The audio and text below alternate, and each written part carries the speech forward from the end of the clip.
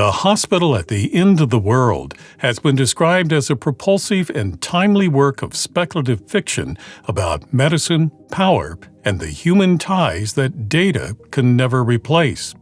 Ahead, I'll talk with the author, Justin Key. Hi, I'm Dan Skinner, and this is Some Books Considered. Justin C. Key is a psychiatrist and author. His previous book, The World Wasn't Ready for You, is a collection of his short stories, and his stories have also appeared in the magazine of fantasy and science fiction, among others. He joins us to talk about The Hospital at the End of the World. Justin, welcome to Some Books Considered. Thank you. I'm glad to be here. Well, tell us about, I'm assuming, the multiple inspirations for this novel. Yeah, so I am a practicing psychiatrist. I was a writer before I became a medical doctor, but I started writing this story my first year of medical school. And interesting thing then, I was trying to break into short stories, and there was a call for theme submissions for Cross Genres, an online magazine at the time. And their theme for that month was school. And I had just started school. So I was like, I can write about school, love science fiction. I had written in the speculative realm. So I sat down, started envisioning a world in the future and the implications of AI. And this was, 12 years ago before, AI had its big boom that we're seeing now. And then it's evolved since then, as I've gone through medical school, gone through residency training, and now, especially now, seeing like the implications of AI, the positives, the negatives, the uncertainties. It all came together like as I was crafting this novel. It went from being a short story to a novella, which is like a short novel, and then the last 4 years or so, its identity has been a novel, and it's really just kind of bringing it all together and bringing all that I've, the characters through the years, or the things that I've learned, or the things that I want to say, bringing it together in kind of a cohesive whole. Well, there's a lot going on in this novel. So what can you tell us about the plot? What are readers going to find here? Yeah, so the novel, it follows a young medical student, Pac, in a near future, about like maybe 20 years in the future. And he's grown up in New York, which has been like the center of the AI boom. And he's applied to medical schools that have been bought by the Shepherd organization, which is this overarching AI company. And he has really bought into AI being the future. He's grown up with it. He's grown up with all the technology and the metrics and the tracking. But then his father, who is a more traditional physician, dies of a mysterious illness, and he realized that he is the next target. So he has to flee. He has to flee New York City, and he travels to New Orleans, which is the last holdout city that's refused to adopt AI. And he goes there to enroll at Hippocrates Medical School under his father's, dying wish, I may say. And so there, a lot of the book navigates with Pac as he's going through the difficulties of medical school, which, tap into a lot of what I experienced in medical school, while unraveling family secrets to uncover the truth of his father's mysterious death, and really go from thinking of AI as being the future of medicine to recognizing the importance of that human-to-human connection and the importance of human-led medicine. And Pac is a very special individual. We don't want to get into spoilers, but there's a lot going on with him. And part of the themes I see in this book, one of the themes is identity. He has to figure out who he is, and that's a very complicated journey for him. Yes, and it's a reflection of the complication of going through medical school. Part of the journey of going through medical school is you come in thinking that you may want to be this type of doctor, or thinking that you have these reasons for coming into medicine. But those can evolve over time. For example, I went into medical school thinking I was going to be a surgeon, a neurosurgeon or orthopedic surgeon. But if you ask my medical school classmates, I've been gung-ho for psychiatry from the very beginning, even though I went into medical school not having psychiatry that much on my radar at all. But, we're all learning all of these, the same thing in the beginning few years, and we're learning the whole breadth of medicine. And then as you go through that, you realize a lot about yourself. You realize a lot about how you might practice medicine, what your strengths are, what your weaknesses are, and then what you gravitate towards. So that's baked into like the heart of the novel as I've written it. And for Pac, one of the main things is that, his father, the person that he's looked up to all his life, and the reason that he wants to be a doctor at the core, he sees his father as an example of like the old world, as how medicine used to be practiced. And he, at the beginning of the novel, he thinks he's going to help usher in like this new era. So his journey being at Hippocrates, at first he thinks of it as a step back. He thinks that he's going to be disadvantaged as a doctor because he's not steeped in the latest technology. And then he slowly has to kind of realize the inherent value of that human to human connection, and leaning on his own intuition more so, where he had grown up learning to lean on a lot of the algorithm's intuition, if that makes sense. Yeah, his father would talk about this essence, which was something that his father had been researching, but it was sort of ambiguous what exactly that meant. But then yet Pac, who seems to want to embrace all this AI, which is very impersonal, he himself has a very sort of, for lack of a better term, I'll say, empathic body that he at times senses and feels what his patients are feeling. And that's sort of the opposite of what AI was offering. Yeah, and I wanted to bring that out in Pac and even exaggerate it a bit, because going through medical school, there's so much technology that you learn, there's so much information that you have to learn. But the medical school that I went to, they were very conscientious about teaching and exposing about the art of medicine. And a lot of our decision making, a lot of our care, to be honest, a lot of our treatment, a lot of our healing has to do with that unspoken connection between like a doctor and a patient, has to do with a physician's intuition that, the numbers all look fine, but something's off about this patient. This is not normal. And that comes through, years and years of experience and having seen, the spectrum of how diseases or wellness can present. So I really wanted to bring that out in Pac. And by making him more in tune to this, I was then able to help move him more from where he started, which was in like the AI centric New York, to integrating into this almost opposite New Orleans Hippocrates. Let's talk a little bit more about the themes that you explore in this book. Like I mentioned, identity is one, but obviously AI and people who are skeptical of AI. Tell us a bit more about the themes that people are going to find here. Yeah, so it's definitely a story about AI, which is more polarizing now than it was when I first started writing it. So hope versus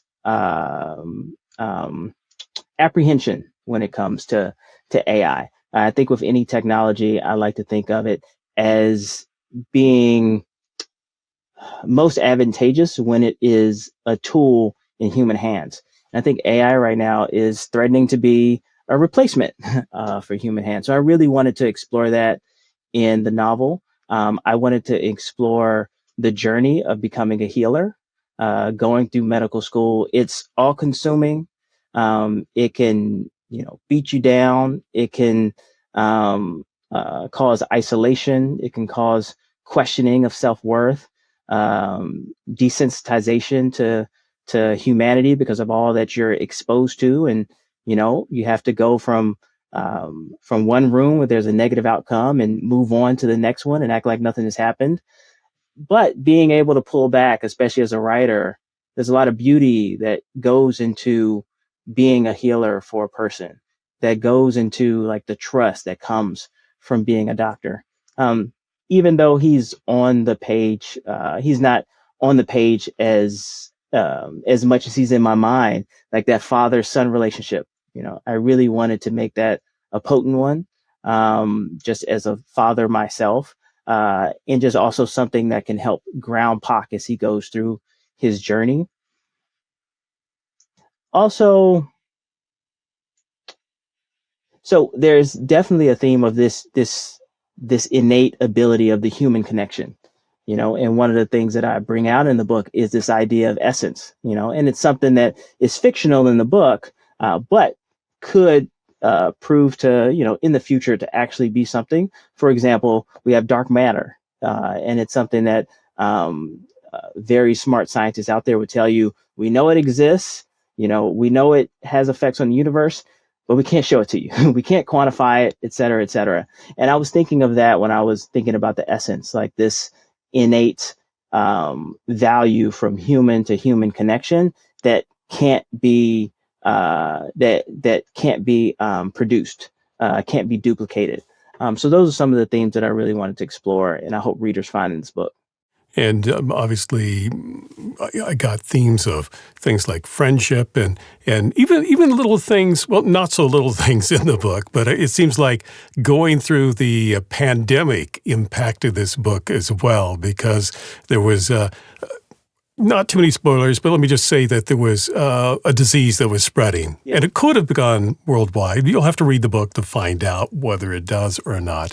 But how we handle those sort of things now and in the future also comes into play in the book.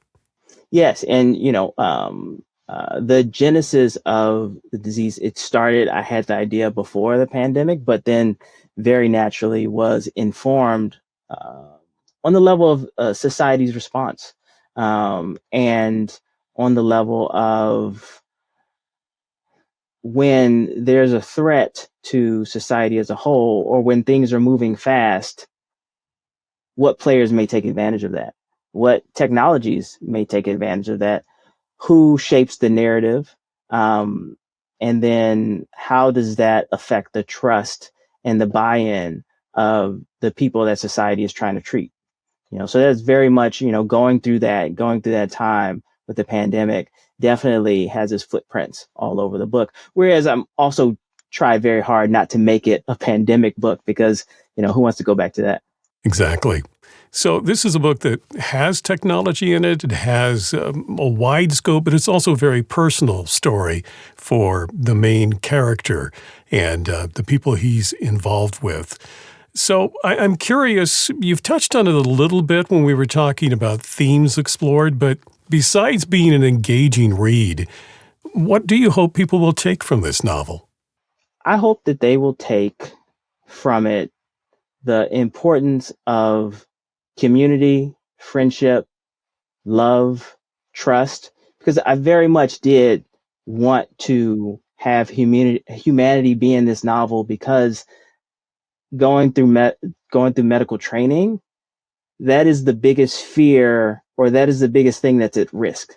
Losing that, like, through just the grueling nature of medical training, and going through, I wouldn't have been able to do it without my friends, without my mentors, without those moments where you find some levity, amongst all of the sadness and the heaviness. So I really wanted to make that present in the novel, and I really tried to bring that out with Pac and his interactions with his classmates, and then also show just the range of people that can go on and become healers, become doctors. I think one of the things that always stuck out to me was that going through medicine, outside looking in, people would think, oh, it takes somebody very special to go through medicine. And I actually think that it can be more inclusive. I think that a lot of a lot of the values and a lot of the things that people can bring to the table could be very beneficial to have in physicians, as opposed to someone who's just able to kind of memorize or do best at test taking, et cetera, et cetera. So I really wanted to kind of bring that out in the cast of characters that I show, to show that physicians can be all different types of people, and also to maybe encourage different people who might think that they couldn't go into medicine. Maybe it could be for me. Justin, there's a question I like to ask authors of fiction, and it's this. If you could spend a day in real life with one of the characters from your novel, who would it be and why? Okay, let's see. I'm going to